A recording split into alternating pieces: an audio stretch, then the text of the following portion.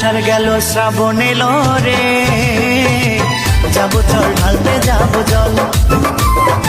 Afternoon এই মুহূর্তে কিন্তু রয়েছি আমি একদম কুকুরদা ব্রিজে। আজকে এখন বাজে প্রায় দুপুর 1টা, এই 1টার সময় কিন্তু চলে এসেছি কুকুরদার ব্রিজ দেখানোর জন্য। আর এই ব্রিজে একটু আগে যে আমি ভিডিও ছিলাম তার মধ্যে কালকে রাত্রে সেই টোটাল দৃশ্যটা ছিল, আজকে এখন দেখাবো। কিন্তু সুন্দরভাবে দেখতে পাচ্ছ কিন্তু ব্রিজের সাইডটাকে পুরোপুরি খালি করে দেওয়া হয়েছে, আর সামনে রয়েছে একটা বিশাল বড় জেসিবি।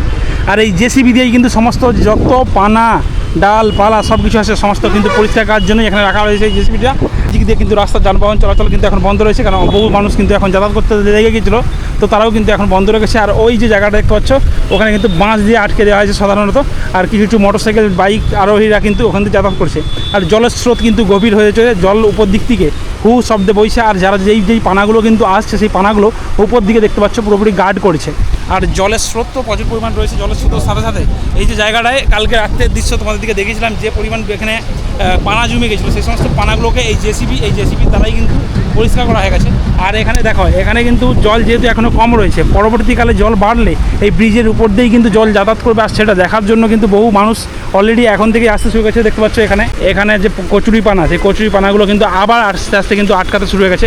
মানে টোটালি যদি বলা যায় এক কথায় এখানে এই জেসিবিটাকে রাখতে হবে। যখনই কিন্তু এখন যেহেতু এই বন্যা যদি হতে থাকে, নদীতে যদি ডিবিসি জল ছাড়া হয়, তাহলে কিন্তু এই জেসিবিকে এখানে রাখতে হবে। আর এই জেসিবিকে দিয়েই কিন্তু এখানে এই পরিষ্কার করার কাজগুলো করতে হবে, তা না হলে কিন্তু এখানে পরিষ্কার করা এগুলোকে সম্ভব নয়।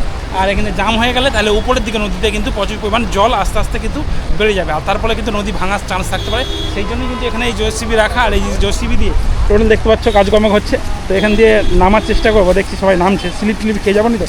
আর এখানটা দিয়ে কিন্তু টোটালি ঢালাই দেওয়া হয়েছে, এখান দিয়ে সবাই নামছে, তো আমিও কিন্তু এখান দিয়ে ঢাল দিয়ে নামার চেষ্টা করছি।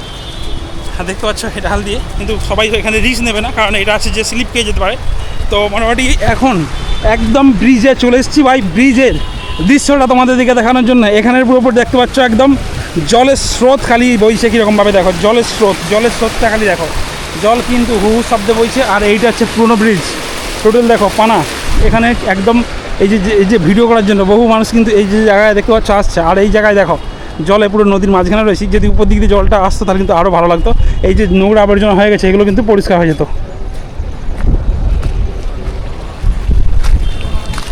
দেখো জলটা কীভাবে পড়ছে, যদি কোনো মানুষ এখান থেকে ঢুকে যায় মোটামুটি ট্রেনে সেদিকে বার করে দেবে। দেখো পানাগুলোকে কীভাবে পাক দিয়ে কিন্তু ভিতরে ঢুকে নিচ্ছে দেখো পানাগুলো।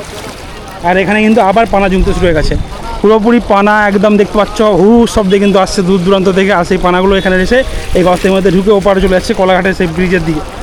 আর এই বর্ষাকালে যারা আমাকে কমেন্ট করেছিল যে এখানের বিভিন্ন রকমের রূপ হতে চলেছে, অ্যাকচুয়ালি তাই। এই কুকুরদা ব্রিজে কিন্তু বর্ষাকালেতে আলাদা আলাদা রূপ দেখা যাবে।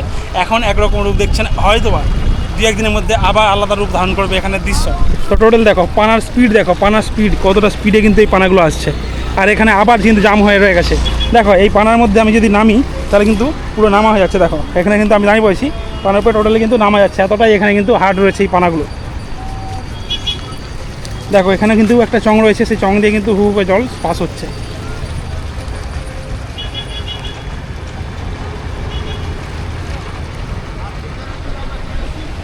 তো চলো এখানে ভিডিওটা এই পর্যন্ত, টাটা, সবাই ভালো থাকবে, সুস্থ থাকবে। আবার দেখাবে নতুন একটা ব্লগ ভিডিওর সাথে।